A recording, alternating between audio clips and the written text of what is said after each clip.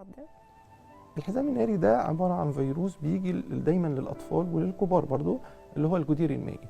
الجدير المائي بعد لما المريض بيخف منه بيفضل كامن في الاعصاب المغذيه لمنطقه الصدر او البطن او الرقبه او الوش، وبيفضل كامن فيها. طب يبدا ينشط تاني امتى؟ بينشط تاني لو المناعه بتاعه الانسان قلت، فبيبدا ينشط وبيبقى عن طريق زي شريط او زي حزام محزم بطن المريض او صدره او رقبته او وشه. بيأثر على المريض، بيبقى ألم شديدة جدا جدا، ومن اسمه حزام ناري بيبقى يعني لسع وكهرباء وتنميل، وبيبقى صعب جدا. احنا كنا زمان بندي أدوية معينة بتقلل الإحساس بالألم وبتعالج الفيروس اللي موجود اللي هو نشط ده. الحقيقة اكتشفنا دلوقتي ان مجرد ان اخذ الادويه ده اولا بياخد فتره طويله عبال لما بيبدا يشتغل، المريض بيعاني فتره طويله وممكن يتحول لمتلازمه الالم المزمن نتيجه الحزام الناري ده، غير ان هو بيتكرر اكتر من مره. يعني هو ممكن يجي ويتحسن وبعديها بسنه او سنتين يرجع تاني وثالث ورابع.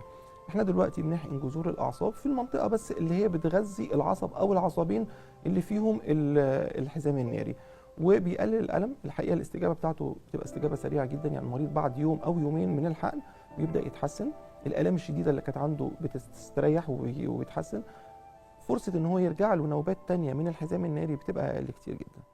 دلوقتي الحديث بقى في الحزام الناري ان بقى عندنا تطعيم في مصر، هي نزل بقى له سنه، هو في العالم كله بقى له كتير، بس احنا نزل عندنا داخل مصر بقى له سنه. ده بيقلل نسبه حدوث الحزام الناري، وده بننصح بيه طبعا للمرضى اللي هم معرضين لان المناعه بتاعتهم تقل، زي مثلا المرضى اللي عندهم سكر، المرضى اللي عندهم مشاكل في الكلى، المرضى بتوع الكانسر، دولت بيبقى المناعه عندهم ضعيفه، ففرصه حدوث الحزام الناري بتبقى عندهم اعلى. فدولت لو اخدوها هو بتبقى عباره عن جرعتين بتتاخد في العضلات، حقن عضل بين الجرعه والجرعه شهرين، وبتدي مناعه بنسبه 90%. دي كوقايه يعني قبل ما يحصل اساسا المرض؟ دي كوقايه. الناس اللي هم معرضين لان المناعه بتاعتهم تقل زي كبار السن او الحاجات اللي احنا قلنا عليها دي، يفضل ان هم ياخدوها لان الالم بتاعها بيبقى شديد جدا الحزام الناري. فعشان ما يعني الوقايه دايما خير من العلاج زي ما احنا عارفين.